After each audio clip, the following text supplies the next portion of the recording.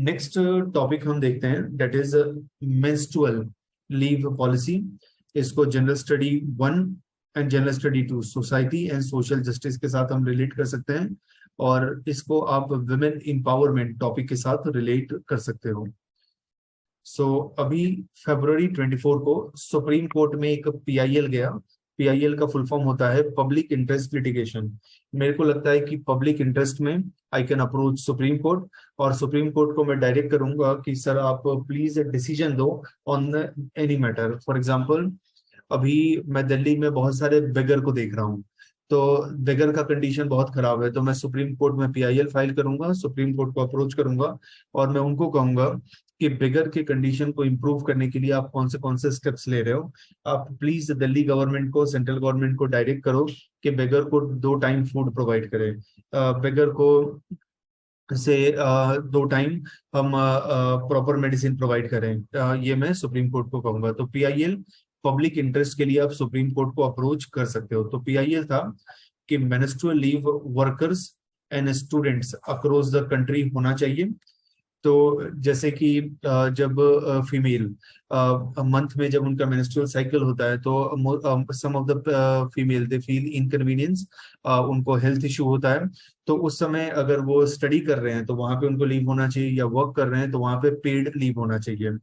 तो इस पे सुप्रीम कोर्ट ने कहा कि this is a policy matter. तो आप एक काम करो, ministry of women and child development ministry को, उनको आप अप्रोच करो and they will frame appropriate policy. तो Supreme Court cannot do anything, Supreme Court cannot provide you relief. You please approach concerned ministry of union government, that is Ministry of Women and Child Development। यहाँ पे supreme court ने कहा कि there are different dimension to menstrual pain leave है। For example, this is a biological process and different female, different women face a different issue। किसी के लिए intense issue होता है, किसी के लिए माइल्ड इशू होता है, किसी के लिए बियरेबल होता है। तो ये सुप्रीम कोर्ट ने कहा। और दूसरा सुप्रीम कोर्ट ने ये कहा कि this will act as a disincentive. For example, कोई कंपनी का ओनर है और उसके पास एक फीमेल जॉब के लिए आती है, एक मेल जॉब के लिए आता है। तो वो सोचेगा कि मंथ में मुझे 2 फीमेल को एक्स्ट्रा पेड लीव देना पड़ेगा, डेट इज मेंस्ट्रुअल लीव उनको देना पड़ेगा, मेल को तो देना नहीं है। तो एक काम करता हूँ, मैं मेल को रिक्रूट कर लेता हूँ, फीमेल को रिक्रूट करने से ज्यादा एडवांटेजेस होगा।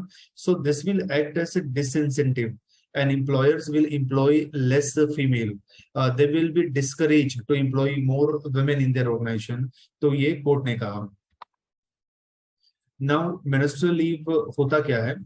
So it is a policy that allow employer or students to take time off when they are experiencing menstrual pain or discomfort।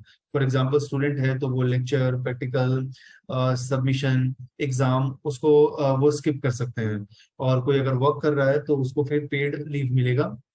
It is a policy that allow both paid and unpaid leave और time for the rest, उसके लिए allow करेगा। जो इसमें researcher हैं वो ये कहते हैं कि अगर हम ये लीव देते हैं तो every year 8.9 days worth of productivity loss होगा due to menstrual cycle related issue. Means women every year around 9 days, 9 multiply by 24, उनका प्रोडक्टिविटी लॉस होता है because of this biological cycle. इसके अगेंस्ट आर्गुमेंट क्या है?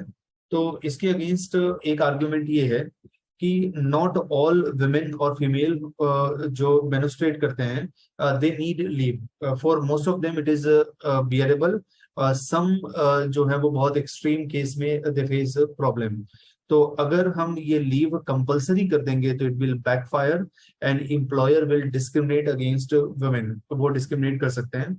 मेरा ऐसा ओपिनियन है कि instead of naming it at menstrual leave, because ये क्या है कि स्टिग्मा क्रिएट करेगा, तो वुमेन को हमें एक्स्ट्रा लीव देना चाहिए। फॉर एग्जांपल, मेल एम्प्लॉय है तो वो 20 लीव पर मेडिकल लीव इन कैश कर पाएगा, फीमेल से 30 लीव वो इन कैश कर पाएगी ना। वो उनके ऊपर है कि मंथ में विच टाइम पे उनको इन कैश करना है। For example on the 25th, 26th या 1st, 2nd according to their liberty. तो अगर ऐसा कुछ फ्लेक्सिबल रखें तो इससे स्टिग्मा भी नहीं होगा, और जिसकी वजह से in case if they are facing any problem, for example in menstrual menstrual cycle of August, they are not facing any problem, तो they will not avail that leave.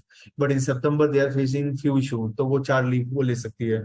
तो instead of naming anything, हमें in general रखना चाहिए, तो then it will be good.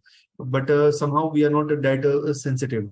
और हम क्या करते हैं कि the things which are biological उसको हम डिस्क्रिमिनेटरी बनाते हैं, the things which are biological उसको हम एक्नॉलेज भी नहीं करते हैं, तो this is our problem.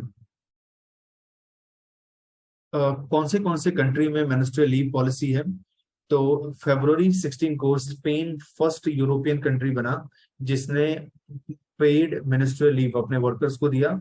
Asia में आप देखोगे तो जापान 1947 में लेके आया था, इंडोनेशिया इन 1948 में वो लेके आया था, then Philippines South East Asian country है, जाम्बिया अफ्रीकन कंट्री है, other country like United Kingdom, China, Wales, Japan हमने देखा, Taiwan, Indonesia, South Korea, Spain, Zambia, यहाँ पे मेंस्ट्रुअल लीव पॉलिसी है इन दिस कंट्री. इसमें आप देखोगे तो UK develop country, China developing country, Spain develop country, but Zambia को देखोगे तो it is a poor country, under develop country, तो वहां पे भी ये पॉलिसी हमने इम्प्लीमेंट किया. इंडिया में कौन से स्टेट में है? अगर सोशल डेवलपमेंट में आप देखोगे तो हाईएस्ट डेवलपमेंट है वो केरला का है, तो केरला के अंदर मेंस्ट्रुअल पेड लीव है. अगर सोशल डेवलपमेंट में इंडिया के किसी स्टेट को सबसे बैकवर्ड देखोगे तो दैट इज बिहार है. तो अब आयरनी देखो कि जो इंडिया के मोस्ट डेवलप्ड स्टेट है वहां पे भी ये पॉलिसी है, और जो इंडिया का लीस्ट अंडर डेवलप्ड स्टेट है वहां पे भी ये पॉलिसी है. तो इंडिया के अंदर बिहार में और केरला के अंदर है. अभी केरला से कांग्रेस के मेंबर ऑफ पार्लियामेंट हीबी येडन वो एक प्राइवेट मेंबर बिल उन्होंने लोकसभा में मूव करने वाले हैं जिसमें मेंस्ट्रुअल लीव पॉलिसी को एक पैरिटी दिया जाए, ऑल ओवर इंडिया इसको इम्प्लीमेंट किया जाए. So this is about menstrual leave.